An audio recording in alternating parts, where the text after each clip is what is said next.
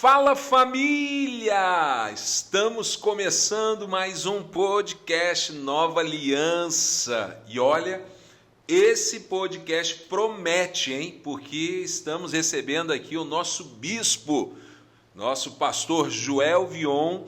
E olha, já adiantando, ele vai comentar, vai falar um pouco da história da nossa igreja. Será uma aula aqui esse podcast, você não pode perder. Já adianto também, pedindo para você nos seguir aqui, este canal, né? Aproveita, começa a seguir, compartilha com o máximo de pessoas. E olha, se você gostou, não esquece de deixar o seu comentário aí para que a gente possa tá ouvindo aí o seu comentário e conhecendo um pouco de você também. Vamos lá para o nosso podcast? Vamos lá? Com vocês, então, nosso líder aqui na nossa região, a figura, o Brasil inteiro conhece, nosso bispo reverendo Joel Vion. Como é que vai, pastor Joel? Muito bom dia! Quase um prazer internacional, não? É um prazer imenso. Se você me chamasse de apóstolo, seria bem melhor. É verdade. Bispo tá pouco. Porque tem gente que gosta desses títulos. Mas é uma alegria estar aqui com vocês e falar um pouquinho da nossa querida quadrangular. Em 1951, só existiam 2 segmentos evangélicos no Brasil. Eram os tradicionais, como batistas, presbiterianos, metodistas, luteranos, segmento tradicional, e a Assembleia de Deus, que era com outros ramos pentecostais, o segundo segmento, que era pentecostal. Foi quando, em 1951, chegou em São Paulo a nossa querida tenda, que veio dos Estados Unidos, de navio. Harold Williams e Raymond Botwright estavam fazendo culto no porão da Igreja Presbiteriana do Cambuci, com uma bondade do pastor local da Presbiteriana, que era o pastor Silas França, que depois de estabelecer o trabalho na tenda em São Paulo, lá no Cambuci, foi quando o Silas se tornou pastor quadrangular. Saiu da presbiteriana porque ele pegou fogo, como a gente dizia, né? Aí começou a chegar ao Brasil a neopentecostal, que é um pentecostalismo mais aberto, porque os pentecostais da época eram muito fechados, regulamentos, costumes. Já existia a Assembleia de Deus? Já, né? Já, a Assembleia de Deus começou em Belém. Eu esqueci o nome dos fundadores da Assembleia. E veio para todo o Brasil, a Assembleia de Deus, como uma igreja tradicionalmente pentecostal mesmo. Mas a quadrangular chegou de uma forma diferente. Chegou como neopentecostal. Um pentecostalismo mais aberto, que não tinha aqueles costumes da época da Assembleia e de outros pentecostais, que era proibido as mulheres de usar joia, pintura no rosto, rapar a perna. É aquela baboseira toda que oprimia as mulheres, porque os homens pastores da Assembleia eram machistas. Eles usavam gravata francesa, terno Pierre Cardin e sapato couro... de jacaré, de crocodilo. Eles eram vaidosos, mas proibiam as mulheres de serem vaidosas. É verdade. Não podia ter cabelo curto, tinha que ter cabelo comprido. Essa era a Assembleia de Deus fechada. Inclusive até a liturgia, o louvor também era um louvor mais, tipo... A Assembleia de Deus cantava hinos da harpa. Eram os hinos. Corinho naquela época não tinha. Esses foi cânticos. O que a quadrangular. A quadrangular é que trouxe o jeito diferente de bater palma, de cantar hinos mais modernos. E por isso a quadrangular também se tornou escândalo, porque eram cultos diferentes, usando guitarra. É onde o senhor sempre comenta do Raymond Bottright, né? Raymond Bottright. Ele era um excelente guitarrista. Ele também foi artista de Hollywood, junto com Haroldo Williams. Os dois foram artistas de Hollywood, dos filmes do Texas, aqueles de cowboy. Mas ali tem uma coisa interessante.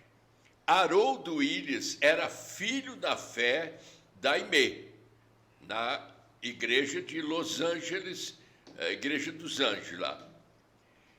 Mas o Raymond Bottright, ele veio da Rua Azusa. Ele não era William de Seymour. origem quadrangular, ele se converteu na Azusa.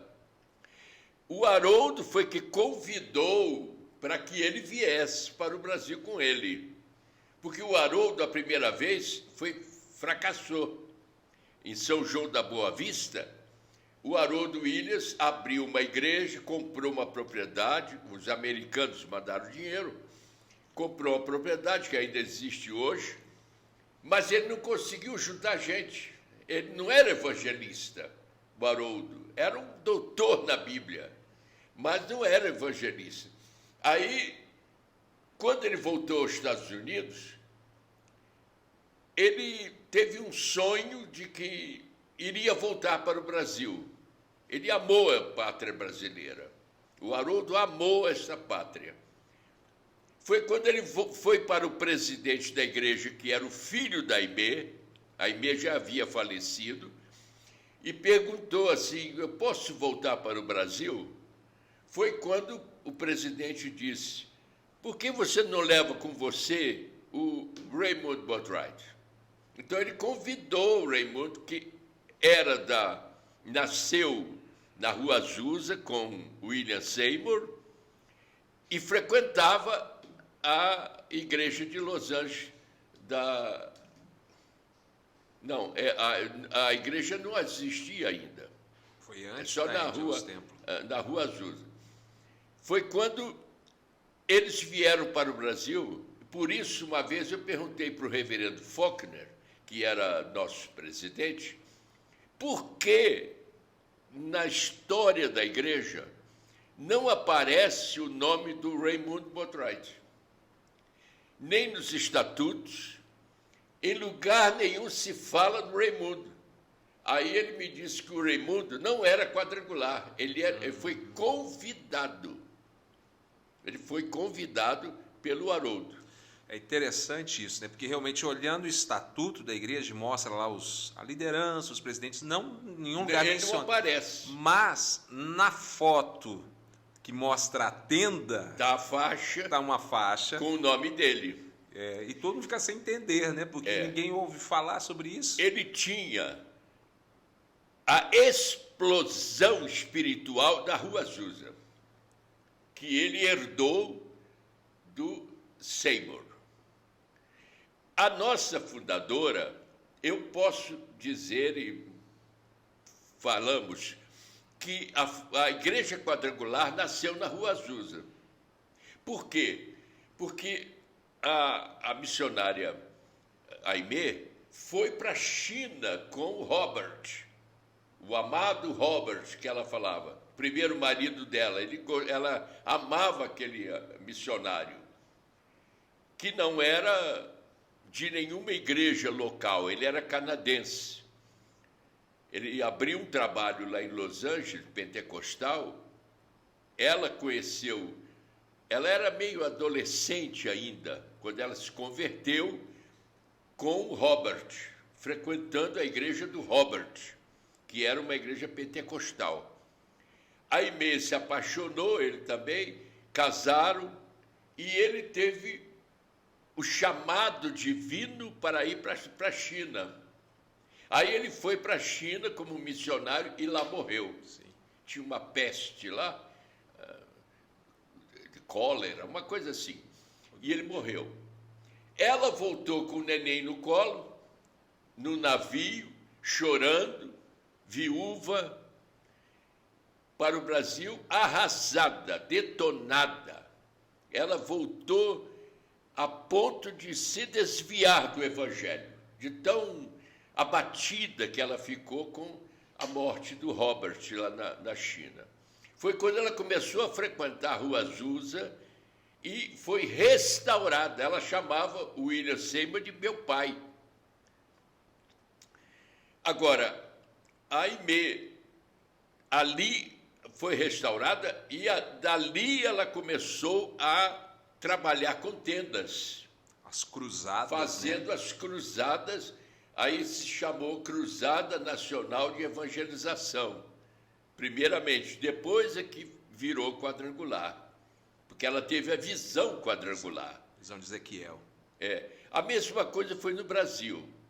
Haroldo Williams, quando chegou no Brasil, ele não queria de início que a igreja se chamasse quadrangular, porque ele achava o nome muito esquisito. O povo não ia entender, brasileiro não ia entender, quadrangular, o que é isso? Então, ele veio como Cruzada Nacional de Evangelização, que consta nos estatutos da igreja. E nós usamos esse título por muito tempo no Brasil, abrindo obras, abrindo novas igrejas, com o lema na frente, Cruzada Nacional de Evangelização. Inclusive o hino quadrangular, no início, falava sobre cruzada. Quadrangular. Então, o início no Brasil foi maravilhoso. Deixando de lado o que aconteceu em 1980, quando Manuel de Melo, com Davi Miranda, com Levi Tavares, eles fizeram uma conspiração para tirar os americanos, para mandar os americanos embora. Era uma época da política brasileira, do nacionalismo. O petróleo é nosso, manda as empresas embora, essas multinacionais, internacionais, manda embora. Era uma época que veio vindo até 64, quando houve a Revolução Militar, porque era uma ideia de que Brasil tem que ser independente, não pode. E essa ideia veio para quadrangular. Manuel de Melo fez a conspiração, marcou uma convenção extraordinária para dar a liberação dos pastores para se libertar da América do Norte. Foi quando chegou o Faulkner e disse: quem manda aqui sou eu. Aí eles saíram da quadrangular. Eu não sei se o pessoal que está acompanhando está entendendo aqui a preciosidade desse momento, porque o senhor está dizendo aqui algo que poucas pessoas sabem. Manuel de Melo, Davi Miranda, quem mais o senhor falou aí? Levi Tavares. Levi Tavares. Eram todos da quadrangular. Todos. Em São Paulo. Isso aí muita gente não sabe. Em São Paulo. Davi Miranda saiu da quadrangular, quando houve essa rejeição da convenção, não aceitaram essa convenção para a libertação da América do Norte. O Manuel de Melo criou o Brasil para Cristo, o Davi Miranda criou a Deus e Amor, o Levi Tavares criou Deus de Maravilhas.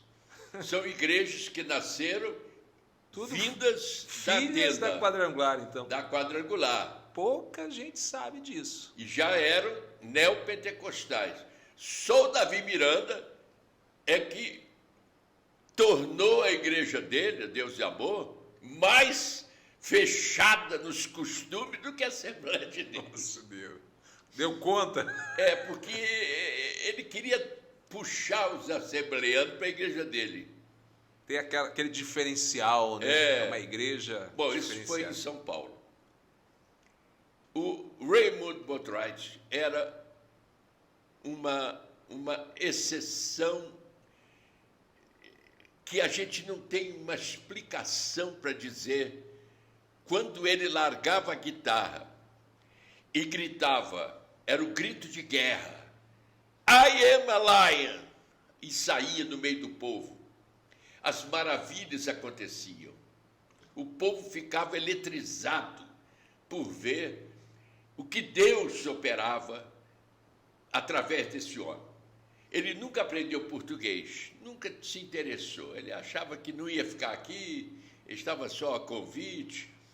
Haroldo ia atrás dele traduzindo. Mas esse fogo, lá no Rio de Janeiro eu vi, esse fogo espiritual que havia no Raymond, passar para muitas pessoas. Porque, vamos para o Rio de Janeiro, a tenda chegou em 1957.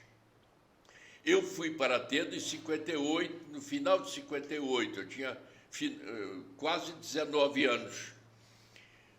Eu fui para a tenda porque os jovens que saíram da presbiteriana, na igreja catedral presbiteriana, e foram para a tenda, me convidaram para tocar. Então eu tocava com eles. Foi um convite assim, que eu meio vacilei, mas eu fui. E Deus tinha o propósito da minha conversão. Certo dia, eu não sei como, eu saí do altar, onde estava tocando, e me vi chorando na frente do altar, tendo imposição do Haroldo de mãos sobre a minha vida. Ali eu comecei. E nós, no início, a gente recebia uma carteirinha de obreiro. Eles diziam assim, você se criou numa igreja evangélica. Sim. Você tem fundamento bíblico, porque estudou na escola bíblica da igreja presbiteriana. Você conhece a Bíblia? Sim. Você é filho de pastor. Então, obreiro. E já mandava a gente abrir obra. E eu fui auxiliando um outro mais experiente para a favela do Querosene, lá no Rio de Janeiro. Nós abrimos, lá em cima da favela, abrimos uma congregação. E tinha bastante gente. Era uma bênção. Quando eu cheguei em casa, minha irmã, que foi a minha segunda mãe, me chamou e disse, Joel, vem cá, esse negócio de subir morro de favela, você vai levar uma bala e não sabe nem de onde que vem a bala. Porque bala perdida não tem problema, o problema é achar. quando acha, né? Quando ela Mas te acha. Eu continuei, mesmo desobedecendo a minha irmã, eu continuei, porque havia um fogo na alma da gente. Mas peraí, eu já ouvi o senhor contar essa história algumas vezes e vale a pena que a gente relembrar algumas coisas com o pessoal que está acompanhando. Gente, eu tá aqui atrás da câmera, né, o Matheus, o Sábio, essa conversa que a gente vai ter que fazer o episódio 2, 3, 4, porque... tem muita coisa. E não se pode perder essa história, né? Não se pode, tem que ser registrada para que as pessoas conheçam isso. Mas o senhor já me falou algumas vezes já que quando a tenda chegou no Rio de Janeiro, era aquele movimento. O que é isso? É um circo? Que chamava atenção. No início, os jovens, eu mesmo passei na frente, vi os americanos batendo estaca, porque ele tem que bater estaca para esticar a lona. Sol quente de 40 graus, Haroldo batendo estaca. Estava ali sem camisa, batendo estaca. Com os americanos batendo estaca. O senhor viu isso? Vi. Eu era jovem, não é? Passando ali, e a gente perguntava, e os bichos, vai chegar quando? A gente queria ver o leão. O circo. O circo, né? Queria ver o circo pegar fogo. Aí foi quando disseram, não, são missionários. Impressionante, pastor Samuel, deixar uma catedral presbiteriana, toda de mármore, linda, construída por Dom Pedro II. Dom Pedro II se tornou evangélico. Ele foi doutrinado pelo médico particular que era um pastor francês, que abriu o início da presbiteriana no Brasil. Sim. Pedro II, o imperador, amava a Bíblia e frequentava a catedral que ele mandou construir. Lá também se frequentava Rui Barbosa, Meu Deus. o maior cérebro que o Brasil já teve, frequentava também. Agora, deixar essa catedral luxuosa para ir para debaixo de uma lona velha, rasgada, não tinha nem piso, era barro, a gente pisava no barro.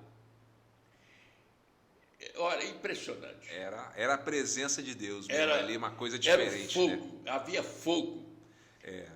Agora, eu vi coisas lindas nessa tenda. E só terminando esse assunto, é interessante também, porque o senhor tinha ali uns colegas, uns amigos ali de infância Todos que acompanharam. se tornaram pastores. Pois é, porque A teve família um tempo... Suete, Exato. o Safreire, o Gessi Soares, muitos se tornaram pastores, que saíram da presbiteriana. Esses dias atrás teve o J. Neto aqui na igreja e uma das perguntas que ele fez, quando eu falei que o senhor, né, o meu pai era do Rio de Janeiro, vocês conhecem o Gessi Suete? O J. Neto conhece o Gessi Suete. Ele está na Universal hoje. Pois é, quer dizer, é muita história que vai se misturando, né, e virando a história da igreja no Brasil, né? Meu Deus do A céu. igreja, a tenda, o início da nossa igreja, agora vamos para o Rio de Janeiro, porque São Paulo eu não conheço muito, não. Essa sequência aí. Mas o Rio de Janeiro eu vivenciei. Ali frequentaram Edir Macedo, que já era bem jovem. Edir Macedo estava lá? Edir Macedo, na tenda. O R.R. Soares, eu vi ele falar na televisão quando adolescente, quando jovem, adolescente, eu frequentei a tenda dos missionários americanos. Só que ele não falou quadrangular. Esse detalhe ele escondeu. Mas dali os dois se juntaram. Primeiramente eles foram para a Igreja Nova Vida. Da Igreja Nova Vida eles começaram a pregar numa funerária que estava fechada. Da funerária eles abriram a Igreja Universal. Foi quando os dois se desentenderam e o R. Soares abriu a Igreja da Graça. Os dois começaram juntos. Saíram da tenda. Eles eram parentes, eles são parentes. É muita história, hein? Mas nasceram na tenda quadrangular. Tudo vindo no da Rio de quadrangular. Janeiro. Quadrangular é o pai, então, desse... Não, é a mãe. A mãe, né? A mãe É verdade, a igreja é a mãe do grande reavivamento brasileiro, porque trouxe a neopentecostal. Neo quer dizer novo, pentecostal novo, de novas ideias, de abertura, sem costumes, sem regulamentos. É uma igreja livre, abençoadora e livre, no jeito que você quiser. Você, se quiser andar de bermuda, não tem problema na quadrangular. Mas aqui nessa cidade, em Divinópolis, quando eu cheguei, o pastor da Assembleia de Deus ali da Rua São Paulo veio falar comigo. Ele falou: pastor Joel, eu parei o carro logo que eu cheguei e eu estava de bermuda. Quando ele foi me dar paz do Senhor, É só porque ele me viu de bermuda. Aí sabe o que ele falou para mim? Pastor do céu, onde foi que você perdeu o resto da calça? Ficou só Porque metade aí. a Assembleia de Deus, quando eu cheguei aqui há 30 anos, ainda era bem fechada nos costumes, não podia usar bermuda, as mulheres tinham que ter cabelo comprido, não usa joia, aquela frescura.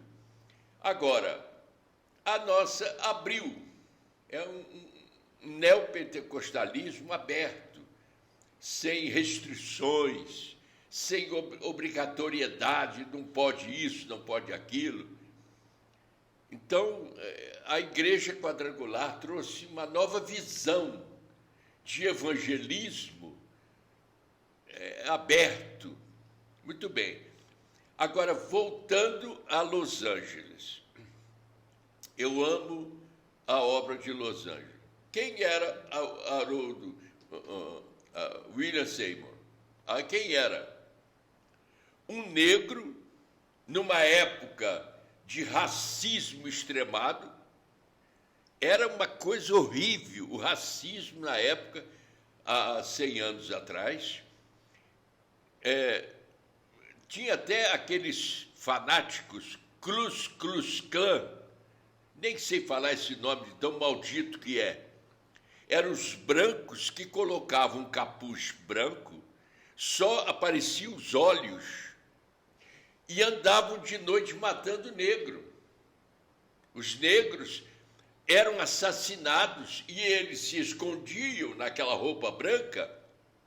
Klux Klux Klan era uma seita fanática de ódio racista dos negros. Foram lá no sul, onde estavam os escravos. Eles cantavam aquelas músicas soul, soul, né? Soul. Aquelas músicas melodiosas, tristes. Os hinos deles eram lindos. Lá na escravidão, eles eram escravos. O Seymour, William Seymour, era filho de escravo. E eles abriram uma igreja lá entre os escravos, uma igreja evangélica. Só que os brancos foram lá e destruíram toda a igreja. A igreja foi destruída. Mas o Seymour era teimoso. Ele disse, vocês destruíram a minha igreja? Tudo bem, eu vou abrir em Los Angeles, no centro de Los Angeles. E alugou aquele pavilhão de madeira, onde era a Rua Azusa, a igreja do William Seymour. No início, era frequentado só por negros, mas aos poucos, os brancos foram atraídos pelo reavivamento que havia ali naquele lugar. Era inexplicável o que Deus fazia na Rua Azusa. Aí, como é que eu interpreto? Eu estou falando demais, né? Não, tá fantástico. Como é que eu interpreto? Sabe como é que eu interpreto a Rua Azusa? Onde a nossa fundadora foi restaurada, abençoada por ele, e saiu fazendo cruzadas de tenda. Ela saiu abrindo a igreja quadrangular. Muito bem. Ali na Rua Azusa estava aquele negro discriminado. Os pastores brancos eram contra ele. Os pastores batistas, Assembleia de Deus, por serem brancos, não aceitavam ele realizando aquela obra ali na Rua Azusa, uma nova igreja de negros. Ele foi perseguido. Dizem que as pessoas que iam na igreja eram recebidos por gente branca do lado de lá da rua, que jogava ovos, e eles entravam todos sujos de ovo dentro da igreja, para cultuar a Deus, todo borrado de ovo, porque os brancos jogavam ovos, meu Deus, contra os negros. Mas os brancos começaram a ir. Botwright foi para lá. A Aimee começou lá. Era uma época tão complicada, eu não lembro direito, né? Estou aqui usando de improviso, talvez você até saiba, mas um desses homens famosos, não sei se quem foi direito, se o Martin Luther King foi, estudava do lado de fora. Foi o William Seymour. Foi o Seymour mesmo? William Seymour. Quando ele ainda estava na igreja lá do sul dos Estados Unidos, entre os escravos, a igreja lá, ele foi fazer o Instituto Bíblico, a teologia. Os brancos não deixaram ele entrar na sala. Ele tinha que estudar do lado de fora, na janela. Meu Deus. Caderninho na mão, anotando o que o professor ensinava do lado de fora, porque eles não aceitavam o negro sentar com eles, isso é nojento. Foi uma fase da humanidade, horrível, infelizmente. Horrível. Infelizmente o Brasil já teve. Já teve também. Bom, deixa o Brasil para lá. Aí, sabe como é que eu interpreto? Eu já preguei isso em Santos Dumont. Davi queria buscar a arca. A arca estava na mão dos filisteus. A arca ficou mais de 20 anos na casa de Senaqueribe. Senaqueribe, não se ouviu falar de Deus ter abençoado Senaqueribe. Sim. Não. Ele era um filisteu. Aí Davi foi buscar, porque Davi havia conquistado Jebus. Era uma localidade que ele queria conquistar e conquistou. Os jebuseus, né? No início do seu reinado. Por quê? Porque ele amava Jerusalém, que pertencia ao reino Jebus. Então, ao conquistar Jerusalém, ele montou o tabernáculo, uma tenda provisória de adoração. Tenda de Davi. Mas Davi disse, eu queria a arca aqui, vou buscar. Pegou seu exército e foi buscar. Primeiro erro, quem trouxe a arca? Aiô e Uzá, que eram filhos do filisteu, que eram filisteus. Davi não impediu que filisteus viessem trazendo a arca. Primeiro erro. Segundo erro, fizeram um carro novo, luxuoso, bonito, bem aparelhado, com bois puxando, mas bem ornamentado, ostentação de Davi para querer exaltar a arca que está chegando.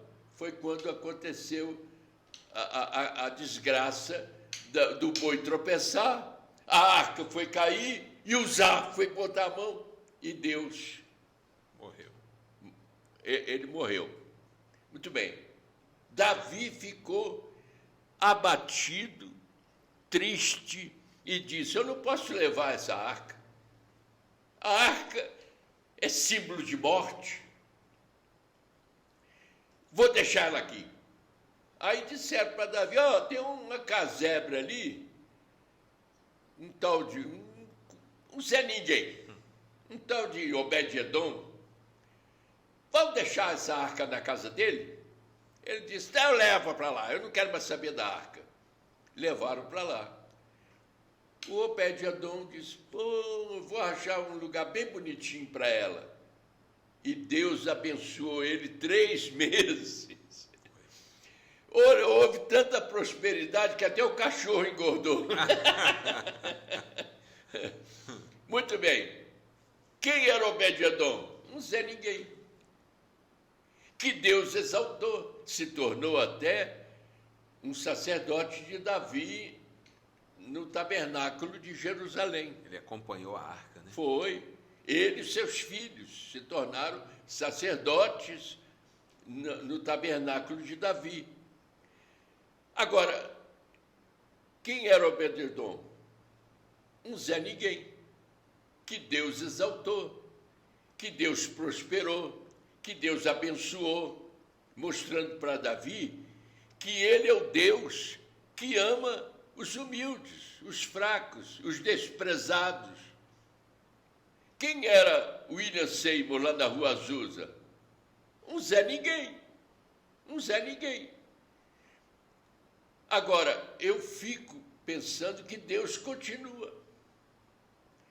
Aqui na nossa cidade, a Quadrangular, tem o Buginha. Quem foi Buginha? Hoje ele é pastor, casado com uma missionária. Eunice, né? A esposa dele, uma missionária abençoada. O Wenderson e a Eunice. Agora, quem era? Um Zé Ninguém. Vivia aí nas tão drogas. Imundo ali no Afonso Pena, todo mundo conheceu ele. Sim. Vivia tão imundo que até a polícia não chegava perto. Tão sujo. Repugnância da própria polícia. De tão imundo, tão fedido, mal cheiroso. Hoje ele é um pastor. É um William Seymour. Verdade. O pastor Zé Albino. Outro exemplo. Era um cachaceiro que, ao ir para casa, depois de tanto beber, caía na calçada. A família tinha que procurar o Zé Albino para levá-lo para casa, embriagado, caído na sarjeta. Quem foi o Zé Albino? Um Zé Ninguém. Um William Seymour, que Deus abençoou. Um Obed-edom. Essa história é muito bonita. Meu Deus. Fechamos aqui com chave de ouro, né? Com essa parte bíblica aí. E como eu disse, pastor Joel, já fica aqui o convite para a gente gravar, no mínimo, aí mais uns 3 podcasts, porque é muita coisa que precisa ficar registrada de alguma forma, eternizar isso, né? De uma forma digital, hoje tem esse recurso, né?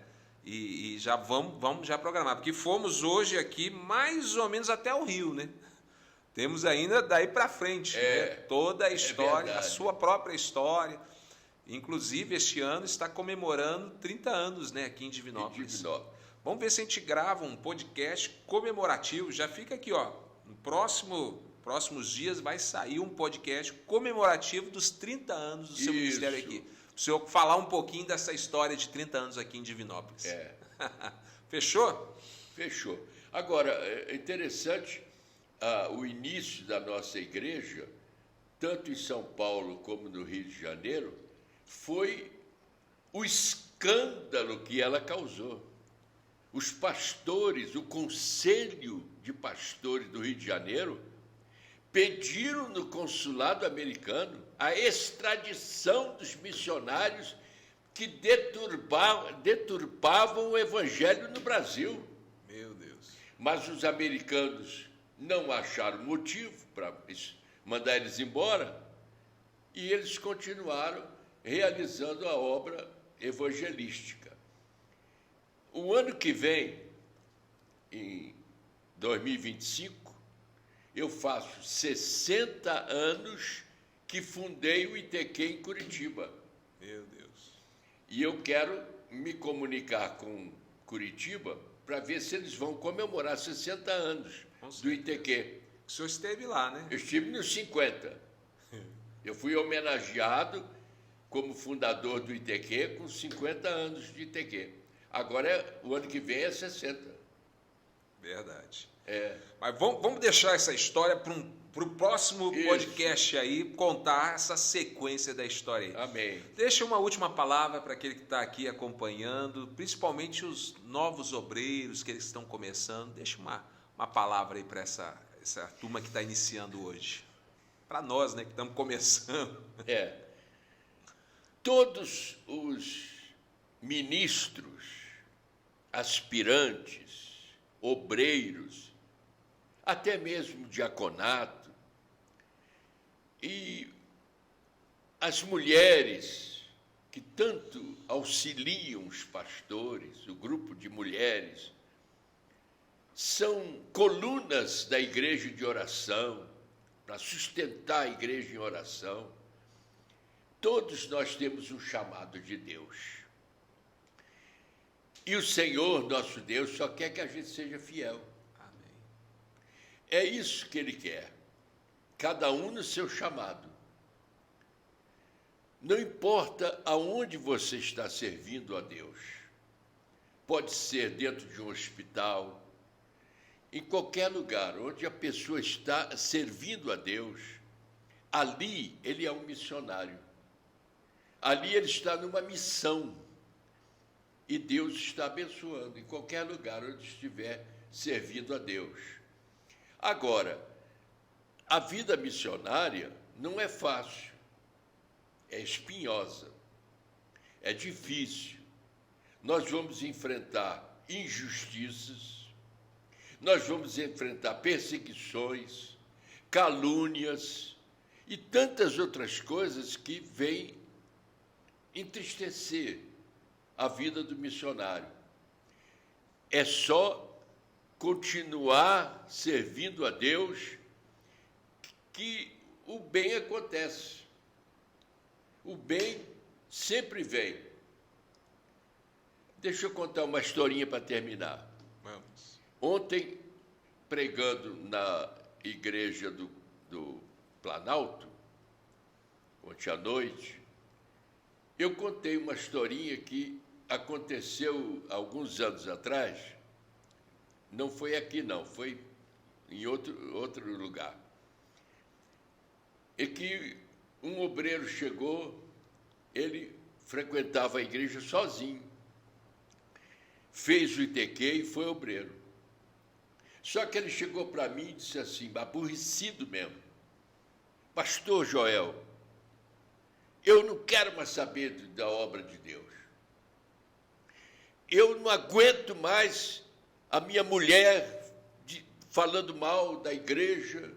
Ela não quer aceitar Cristo de verdade. Ela vem aqui na igreja só para assistir culto e sai aborrecida. Ela é contra tudo. O meu filho também só me dá dor de cabeça, vive no meio da gente que não presta. E eu não aguento mais.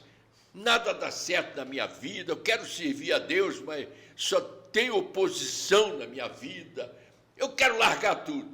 Falei assim, espera um pouquinho, vamos dar para Deus uma semana. Você vai orar, o católico fala rezar, né? O Salmo 23, 3 vezes por dia, todo dia dessa semana. Domingo que vem a gente conversa de novo. Fechado? Ele, fechado. Cumprimentou a minha mão. Foi embora. Domingo ele aparece, sorridente. Falei, deu resultado. E aí, irmão? Como é que está a vida lá? Minha mulher continua a mesma. Aborrecida. Não gosta da igreja. Meu filho continua o mesmo. Mas é só isso? Não. Eu orei o Salmo 23 semana toda. E aí? Aconteceu, foi uma mudança da minha vida. Eu hoje estou feliz. E estou animado para servir a Deus melhor do que antes. Amém. Então, Deus é fiel. Deus é maravilhoso. Ele restaura a nossa vida. Ele restaura. Amém. Agradeço demais esse tempo aqui. Teremos outros momentos como este para a gente ouvir mais dessas histórias. Aí vai ser muitos, né? Se Deus quiser. E olha, você que gostou, ó, falei que seria uma baita de uma aula. Não esqueça de seguir o canal, compartilhar com o máximo, esparrama esse podcast aqui por todo o Brasil, para o teu ministério, para os pastores que precisam conhecer dessa história. E aguarde, teremos outros episódios, com certeza, conhecendo mais da história do pastor Joel e da nossa igreja. Deus abençoe a todos. Deus abençoe, até o próximo podcast.